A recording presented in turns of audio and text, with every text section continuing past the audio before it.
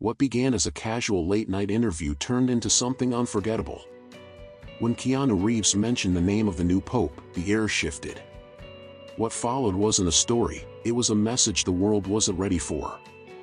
Before we begin, what's the one thing you love most about Keanu Reeves?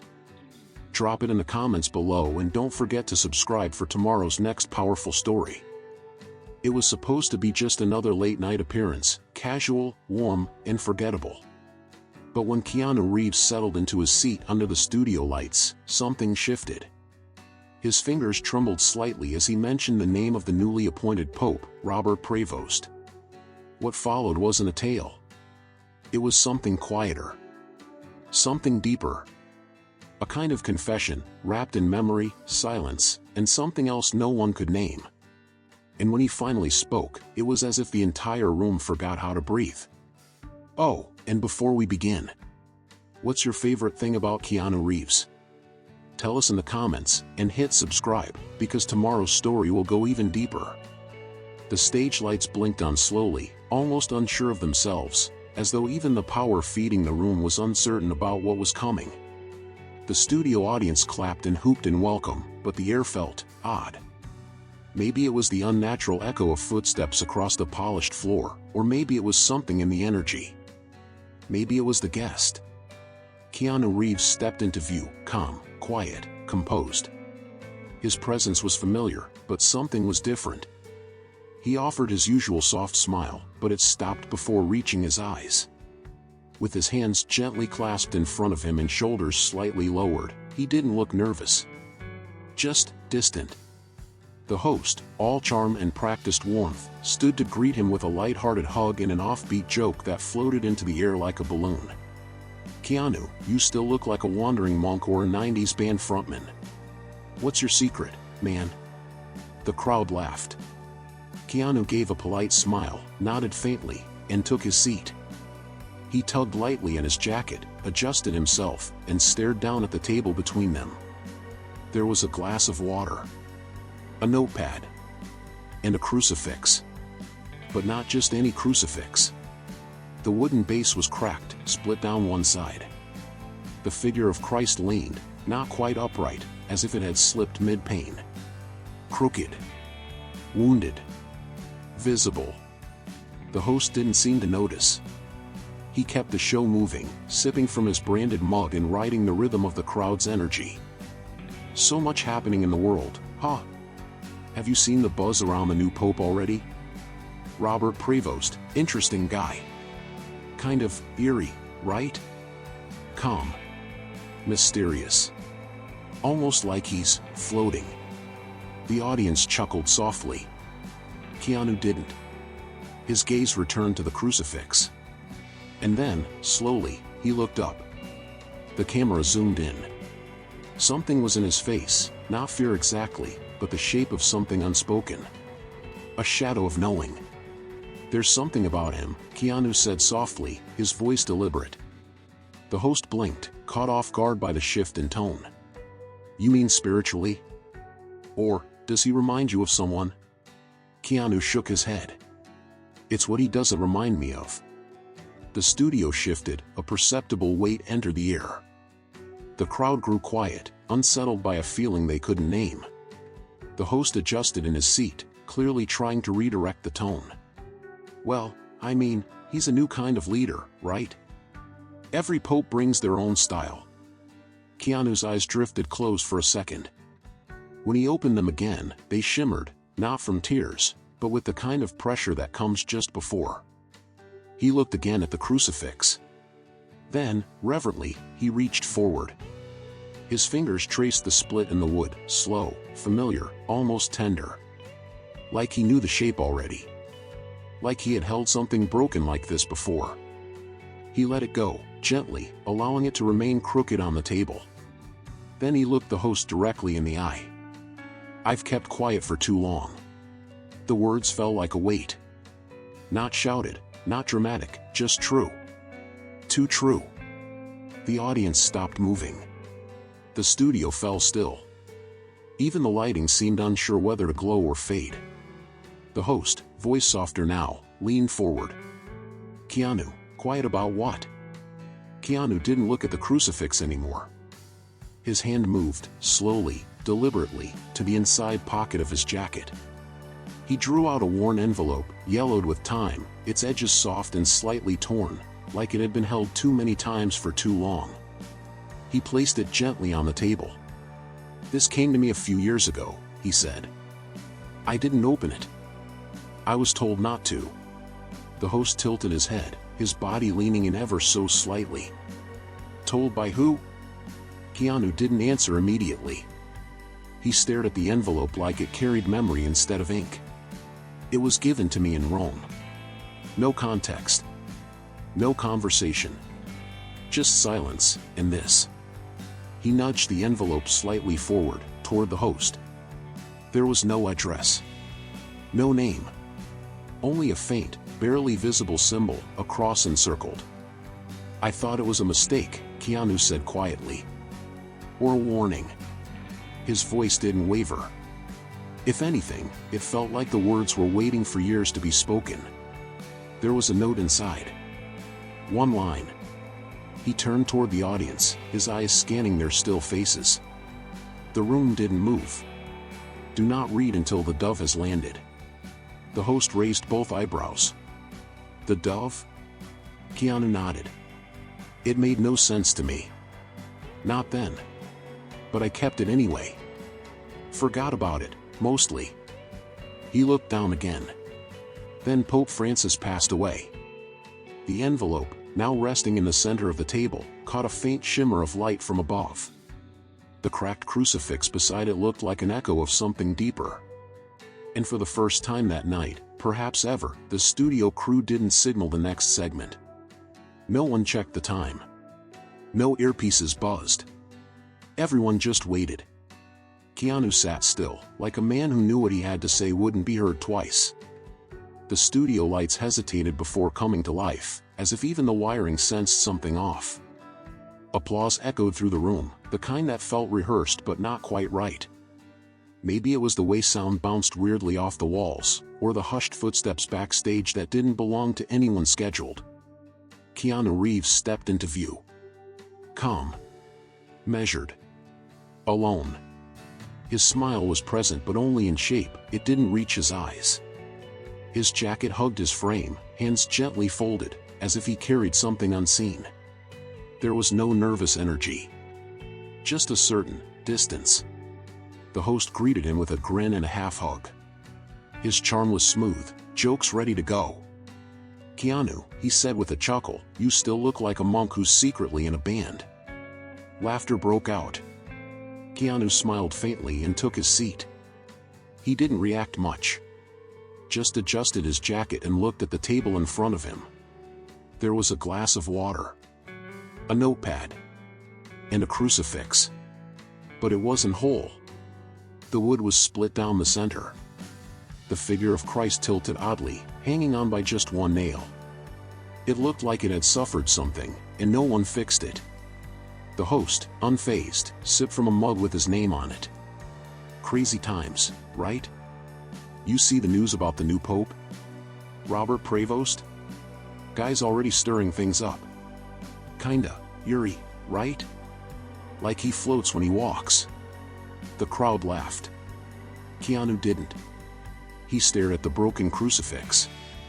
His fingers twitched slightly on his lap. Then he looked up, right at the camera. Something had shifted. "There's something about him," Keanu said, his voice low and steady. The host blinked. He leaned in, trying to keep things playful. "You mean like, spiritually? Or does he remind you of someone?" Keanu shook his head slowly. "It's what he doesn't remind me of." A stillness fell. Even the cameras seemed to pull back. The host shifted in his seat, glancing offstage like someone was supposed to hand him a joke card to recover. Nothing came. "Maybe he's just trying a new style," the host offered. "Each pope has their own approach, yeah?" Keanu closed his eyes for a beat. When he opened them again, they shimmered, not with tears, but with the pressure before them. He looked again at the crucifix. Then slowly, as if it were sacred, reached out and touched the crack in the wood.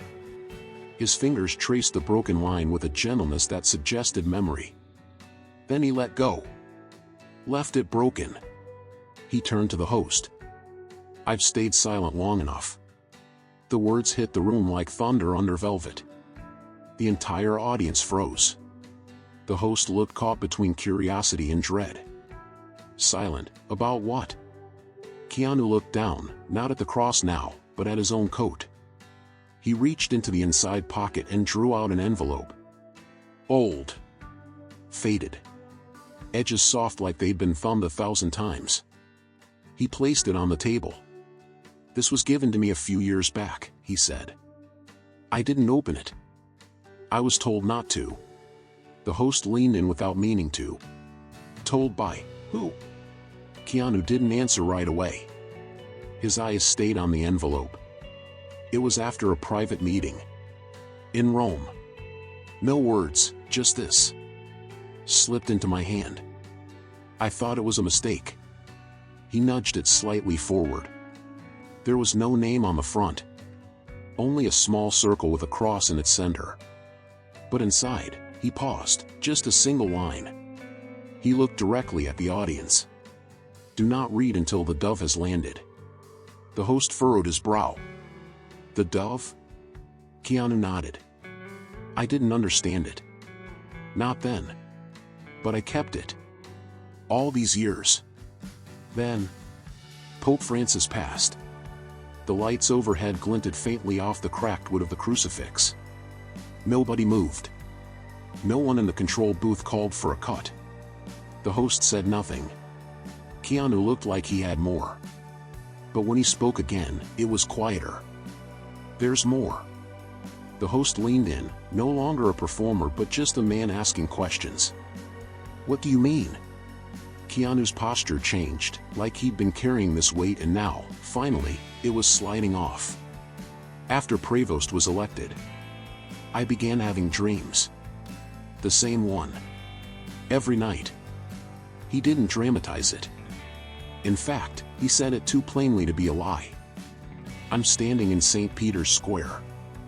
It's empty. Pale sky, no sun. The balcony above me, he's there. The new pope. Dressed in white. Smiling." The host tilted his head. "Okay, and?" Keanu leaned forward slightly. "But there's no shadow behind him. The light's hitting him, but it just passes through. There's no outline. Just more light." The host tried to spin it. "Maybe it's symbolic? Dreams are weird, right?" Keanu looked him in the eye. "It doesn't feel like a dream. It feels like a memory that hasn't happened yet." Silence. "Every time," he said, he lifts one hand. "Like a blessing. But there's no sound. No birds. No bells. Just silence. Me and him. Nothing else." The host's voice lowered. "That's haunting." Keanu nodded. "I've dreamed of death. Of grief. But I've never woken up crying. Not until this one." A few people in the audience let out soft exhales, realizing they'd been holding their breath. "I didn't talk about it," Keanu added. "Not even with friends. Because the more I tried to forget it, the more I felt like it wasn't just mine to carry." The host tried again. "But it's just a dream, right?" Keanu's eyes scanned the crowd. Then he asked, "Then why does it feel like a warning?" The question hovered like fog. Then, quietly, "Dreams are metaphors, right? Symbols. But what does it mean, when a dream has no shadow?" The host had no answer. The silence in the studio was so deep it felt physical. Keanu sat back, folding his hands. The light above flickered once. Just enough to make people glance up. Then the host, hesitantly, "Are you saying, you've received more than that one letter?" Keanu slowly reached into his jacket again. And pulled out a bundle. Envelopes. Some stained. Some torn. All aged. None with names. None mailed. All hand-delivered. And the room stopped breathing again. Keanu arranged the envelopes like fragile cards on the table, each one carrying the weight of something unspoken. The host stared at them, his usual TV-ready posture now gone, replaced by quiet tension. "Where did these come from?" the host asked, his voice noticeably softer. Keanu looked up. "All over. My trailer. Hotel rooms. Inside a book I hadn't opened in years. Each time. I just found them. Like they'd been left in places only I'd notice." He picked one up carefully, opened it, and removed a piece of thick parchment-like paper. "No signature. Just one typed line," he said. He read it aloud. "When the successor smiles, faith must observe in silence." He set it aside and opened another. "The man from Lemur. The chosen one without voice." Then another. "Do not speak his name. Let him declare himself. If he does not blink, the world must." Keanu's hand paused. "He bears no shadow, because even light avoids him." The host's breath caught slightly. "Are you saying someone's been sending you these ever since the new pope was elected?" Keanu nodded. "The first one came 2 days after the announcement." He picked up a pale blue envelope, its corners soft, almost tissue-thin. "Airmail style. They never use his name." "Not once," Keanu said. "Not Robert Prevost. Just fragments. Symbols." The host tilted his head. "You think they're avoiding saying his name on purpose?" Keanu tapped the envelope. "You ever write something true but couldn't say the name of the person you meant? It's not denial. It's fear." The words clung to the air like incense smoke. No one clapped. No one spoke. Even the light from the studio ceiling seemed to dim just slightly, as if leaning into the moment. The host picked up one of the notes delicately. "Read it again. If he does not blink, the world must." He frowned. What could that possibly mean? Keanu's eyes darkened. "I think it means we're being observed. All of us. But not by someone looking through eyes the way we do." He tapped another envelope. "These aren't warnings. They're alerts. Whispered signals. Like someone trying to say, don't call it out. Don't fight it. Just see it. Let him reveal himself." The host leaned back in his chair, absorbing the weight of the words. "You think someone's trying to stop you from speaking?"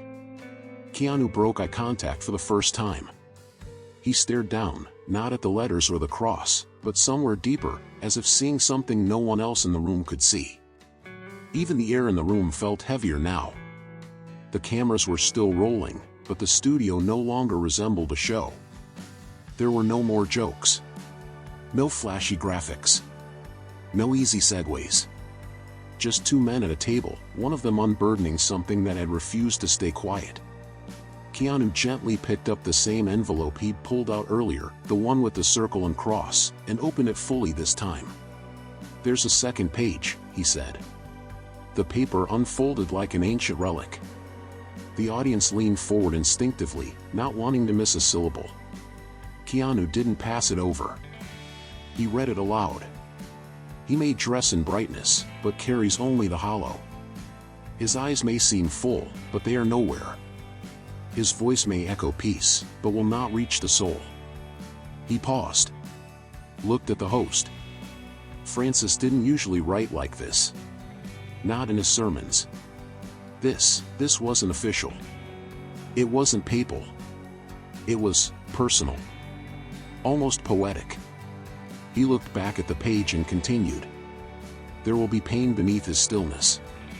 If he cannot sense it, he is no shepherd, only the shape of one." The host opened his mouth to speak but said nothing. Keanu placed the page down, its old creases lifting slightly from the table. The ink was faded but legible, as if it had waited years to finally be read aloud. "He was warning me," Keanu said quietly. "Maybe not just me. Maybe anyone who would listen. That the role might still be filled, but not the spirit behind it." He let the statement settle. That someone could wear the robes. Smile from the balcony. Speak of peace, but carry nothing underneath. The host shook his head in disbelief. But, this is massive. This is Pope Francis. He wasn't exactly the kind of man to fall into paranoia. Keanu nodded slowly. Exactly. That's what makes it so terrifying. He wasn't afraid of people. He was afraid of something deeper. Something most wouldn't recognize even if it stood in front of them. He picked up the letter again, almost reverently. Then read the final lines. If I die before him, he must be watched, not for what he does, but for what he avoids. The sentence fell like a curtain. The host swallowed hard. Watched for, what? Keanu didn't flinch. For what he doesn't say. That was it. That was the moment when silence became heavier than speech. The audience, the lights, the room itself, all pulled inward, like the whole space was listening with bated breath. Keanu folded the letter gently, slid it aside, and exhaled. Francis knew he couldn't stop it. But maybe, he hoped someone else would see it. Call it out. Even if it's too late. The host looked at him. But why you? Why would you be the one he'd choose to send this to? Keanu's voice came low. I ask myself that every day. I'm not a priest. I'm not a scholar. I'm just an actor. He gave a small, hollow laugh, not amused, just weary. Maybe that's why. Maybe he knew I'd see it not as doctrine, but as a story. And stories don't lie. They reveal. He glanced at the broken crucifix on the table. The silence between them deepened. Or maybe I was just the only one he thought would listen. The host didn't respond. For the first time in his career, he had no words left. Keanu's eyes remained steady. Do I believe it? He asked himself aloud. Yes. Not because I want to. But because. He tapped his chest gently. Since the day he stepped on that balcony, I've felt it. Not something missing, but something pretending not to be. That line lingered like a ghost in the rafters. And the show, whatever it once was, had now become something else entirely. Open Book Rewritten Part 4, openly, in chat. The lights in the studio dimmed slightly, either by design or something no one could control. The polished stage, once meant for jokes and applause, now felt like a space hollowed out for something else, like a chapel before a revelation. Keanu sat still, the worn photo of Prevost in his hand, the edges curling like it had weathered more than just time. There was a clip, Keanu said. A video I was shown. It was never meant to be seen. Never meant to be archived. The host shifted forward, stunned. From Francis? Keanu nodded once. A private moment. No robe. No ring. Just Francis, in a plain white shirt, seated in a small, undecorated room. He looked out into the audience, then back at the host. He looked tired, but steady. Like a man who knew something no one else would say aloud. What did he say? The host asked, his voice hushed now. Keanu hesitated. Then answered. He said, don't listen to my voice. Watch the silence. One day it will speak louder than I ever could. The audience didn't move. Not a shuffle, not a cough. It felt like poetry the first time I heard it, Keanu admitted. Like the kind of thing a dying man says when he knows time's running out. He leaned in slightly. But then, just before the clip ends, the camera pans. And someone else is there. Off to the side. Not introduced. Not even acknowledged. The host already knew. Prevost. Keanu nodded. He's standing just inside the frame. Not listening. Not blinking. Just watching. But not watching Francis. He tapped the table. Watching the lens. The host blinked slowly. He was staring into the camera. Not like someone in the room, Keanu said. Like someone who already knew he was being watched, later. From another time. He reached into his coat and pulled out a high-quality photograph. Matte finish. Clean edges. "This is a still frame," he said. "One of the few copies made before they wiped every device. I know, because I tried to get the footage. They erased it all." He placed the photo on the table. The host leaned forward, eyes scanning the faint image. His jaw set. "That's him," Keanu said, pointing at the far right. Not part of the conversation. Not reacting. Just staring. The host shivered. Why would they delete something like this? Keanu's voice was low. Because it didn't fit the story. The sentence landed hard. He continued, Francis wasn't delivering a farewell. He was sounding an alarm. They both looked down at the photo. The figure of Prevost, half-shadowed, staring with unsettling stillness. "There's more," Keanu said, his hand reaching under his chair. He pulled out a small folded slip, yellowed, thin, creased like it had been touched too many times.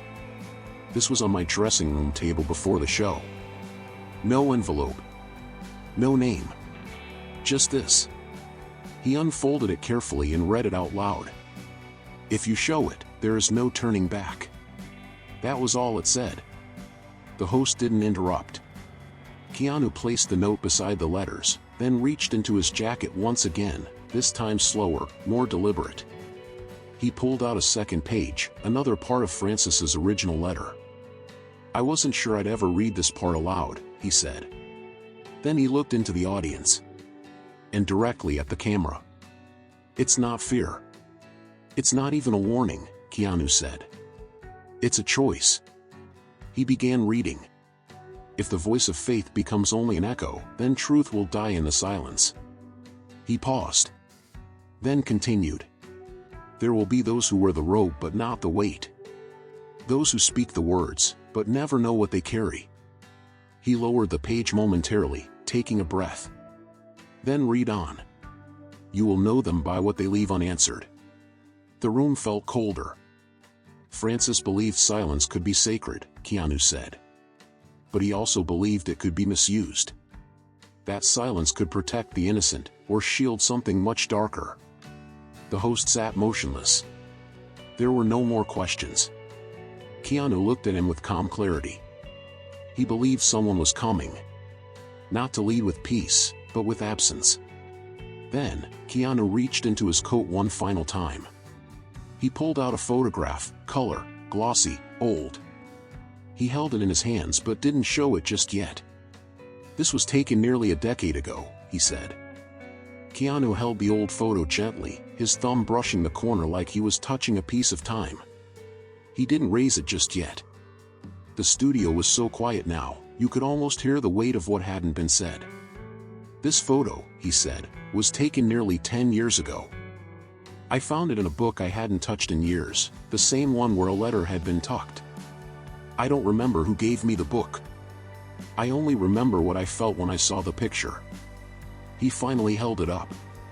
The host leaned forward. The image was slightly faded, a young Keanu, smiling softly outside a stone church, and beside him, another man. "That's him," Keanu said. "The same man from the frame. Prevost. Only, it wasn't him then." The host blinked. "Wait, you knew each other?" Keanu shook his head. "No. At least, I didn't know him. But he was there. No title. No robe. Just a man in a light gray coat." He stared at the image. "When I saw it again, after all this, I realized something. He doesn't look at the camera. He looks just past it. Just like before. Just like always." He set the photo down. "I think I was meant to forget. But not forever." The host leaned back, the look on his face no longer that of a performer but a witness. "Why now?" he asked quietly. Keanu breathed slowly. "Because it's not just about what I've seen. Or what Francis feared. It's about what we ignore." He tapped the table once. "We're surrounded by images. Speeches. Smiles. Phrases polished to perfection. But what if the real message isn't in what they say, it's in what they never speak?" The audience sat still, completely silent. Keanu continued. I've asked myself again and again, why me? Why send these things to an actor? Why not a priest? A cardinal? He smiled faintly, but it was filled with gravity. Maybe because a story reaches where sermons can't. He gestured toward the crucifix, still resting broken on the table. Maybe the cracks matter more than we admit. The host looked down, overwhelmed. This can't be ignored, he whispered. What you've shown, what you've read. I'm not asking anyone to believe it, Keanu said, his voice steady. I'm only asking them to look at what's been left behind. The patterns. The silence. The absence of shadow. The host finally asked, what now? Keanu looked directly into the camera. We pay attention. He paused. We listen, not for noise, not for applause, but for the silence between moments. Because sometimes, that's where the truth is hiding. And with that, he stood slowly, leaving the photo, the letters, and the broken crucifix on the table. The host remained seated. No music played. No applause cued. No credits rolled. Just the quiet hum of lights above. Keanu walked off stage, not as a guest, but as a messenger. The camera lingered on the table, capturing the photo of Prevost, the torn letters, and that single line from Francis.